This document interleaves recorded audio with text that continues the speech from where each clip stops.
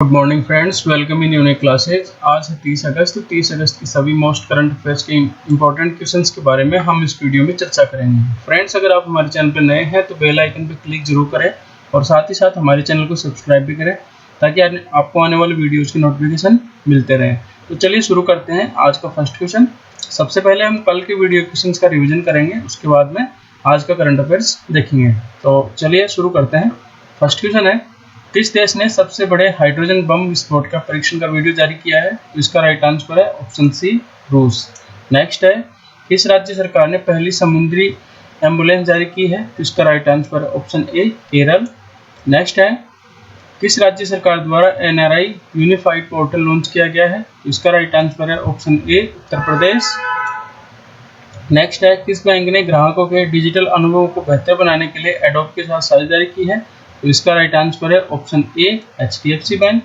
HDFC bank की tagline है we understand your word और एचडीएफसी बैंक का मुख्यालय मुंबई, महाराष्ट्र में।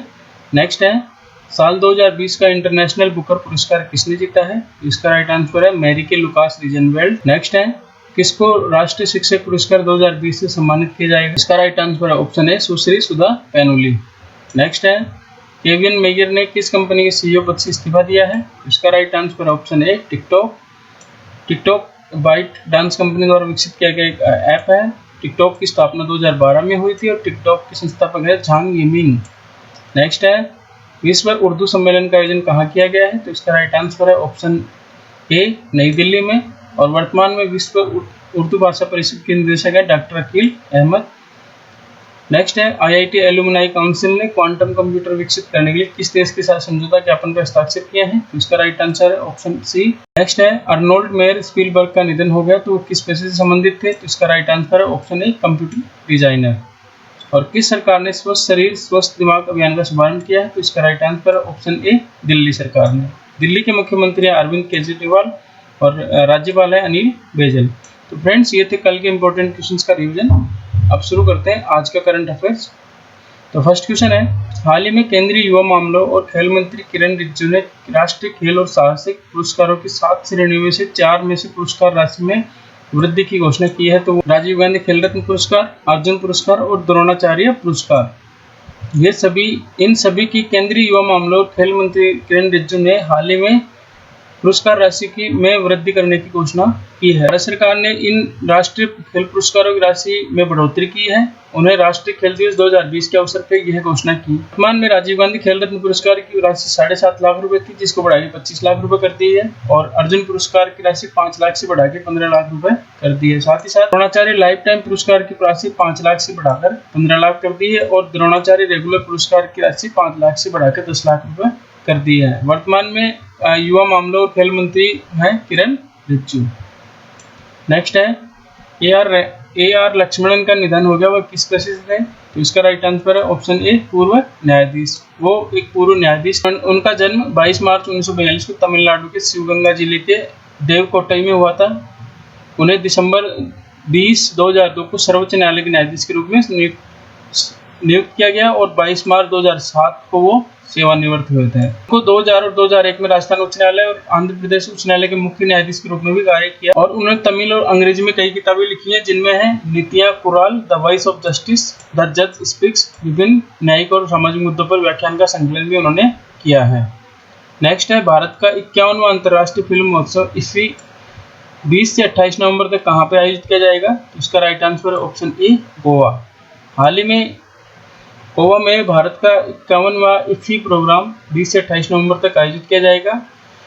गोवा के बारे में जान लेते हैं। गोवा की राजधानी है पणजी। गोवा के राज्यपाल हैं भगत सिंह कोश्यारी और मुख्यमंत्री है प्रमोद सावंत। यह है गोवा का मैप। गोवा के पड़ोसी राज्य है मुंबई और कर्नाटक। नेक्स्ट है, हाल ही में T20 में 500 विकेट लेने वाले पहले गेंदबाज कौन बने हैं? तो इसका right answer option A, Dwayne Bravo. Dwayne Bravo ने हाल ही में क्रिकेट T20 फॉर्मेट में 500 विकेट पूरे किए हैं, जो कि यह कारनामा करने वाले वो विश्व के प्रथम बल्लेबाज बन गए हैं।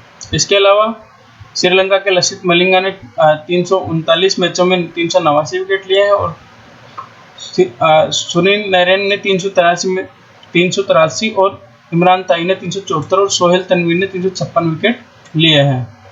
नेक्स्ट है, चैडविक बोसमैन का निधन हो गया, वो किस पेशे से संबंधित थे? तो इसका राइट आंसर है ऑप्शन ए अभिनेता। वो एक फिल्म थे जिनका हाल ही में निधन हो गया। वो कोलन कैंसर की बीमारी से जूझ रहे थे और पिछले 4 साल से वो इससे जूझ रहे थे। उन्होंने 2008 में the biopic the express the energy Davis story में बड़े पर्दे पर अपनी शुरुआत की। उन्होंने फ्लाइट लिटिल की भूमिका निभाई थी। वो 42 साल के जेपी रॉबिन्सन, जेम्स ब्रे जैसे वास्तविक जीवन के ऐतिहासिक हस्तियों के चित्रण के लिए भी जाने जाते हैं। इनका जन्म 29 नवंबर 1977 को एंडरसन, दक्षिण कैरोलिना में हुआ और इनके पिता का नाम लेरॉय और माता का नाम कैरोलिन बोसमैन था। नेक्स्ट है, प्रधानमंत्री शिंजो आबे ने हाल ही में स्वास्थ्य की स्थिति खराब के कारण अपने पद से इस्तीफा दे दिया। वो किस देश के प्रधानमंत्री थे?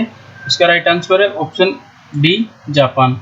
शिंजो आबे जापान के प्रधानमंत्री थे और उनको हाल ही में स्वास्थ्य के कारण से अपने पद से इस्तीफा दे दिया है। वो जापान में प्रधानमंत्री के पद पर रहने वाले सबसे लंबे समय तक कार्य करने वाले प्रधानमंत्री बने। उन्होंने 7 साल 8 महीने तक जापान के प्रधानमंत्री के रूप में कार्य किया। शिंजो आबे 26 दिसंबर 2012 से जापान के पीएम के रूप में कार्य कर रहे थे। जापान के बारे में जान लेते हैं। जापान एक उत्तरी पश्चिमी प्रशांत महासागर में स्थित एक द्वीप है। जापान की कैपिटल है टोक्यो। जापान में मुद्रा चलती है जापानी येन और जनसंख्या 126.5 मिलियन और जापान की जीडीपी है $5,889 बिलियन और जापान वर्ल्ड की थर्ड। ये है जापान का मैप। नेक्स्ट है, राष्ट्रीय खेल दिवस कब मनाया गया है? तो इसका राइट आंसर है ऑप्शन सी 29 अगस्त को। 29 अगस्त को राष्ट्रीय खेल दिवस मनाया गया है। यह दिवस मेजर ध्यानचंद के जन्म दिवस पर भारत में राष्ट्रीय खेल दिवस के रूप में मनाया जाता है। साल 29 अगस्त को भारत में राष्ट्रीय खेल दिवस के रूप में मनाया जाता है। भारत की हॉकी टीम के स्टार रहे मेजर ध्यानचंद की जयंती 29 अगस्त 2012 को पहला राष्ट्रीय खेल दिवस मनाया गया था। इस दिन को महान खिलाड़ी के सम्मान में मनाया जाता है। अब जानते हैं ध्यानचंद जी के बारे में।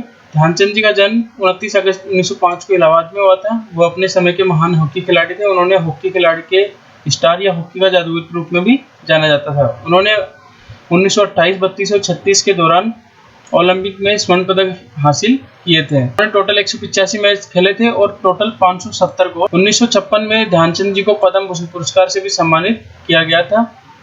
नेक्स्ट है, किसने अगली पीढ़ी का स्टार्टअप चैलेंज चुनौती प्रतियोगिता अभियान का शुभारंभ किया है? तो इसका right answer option A Shri Ravishankar Prasad. Shri Ravishankar Prasad ji ने हाल ही में चुनौती नामक प्रतियोगिता अभियान का शुभारंभ किया है। चुनौती की फुल फॉर्म है challenge hunt under NGIS for advanced for uninhibited technology intervention. केंद्रीय मंत्री ने हाल ही में प्रतियोगिता अभियान का शुभारंभ किया है। इस प्रतियोगिता का लक्ष्य भारत के टीयर 2 शहरों पर विशेष ध्यान देने के साथ साथ स्टार्टअप और सॉफ्टवेयर उत्पादों को बढ़ावा देना है। श्री रविशंकर प्रसाद केंद्रीय एवं इलेक्ट्रॉनिक्स मंत्री हैं।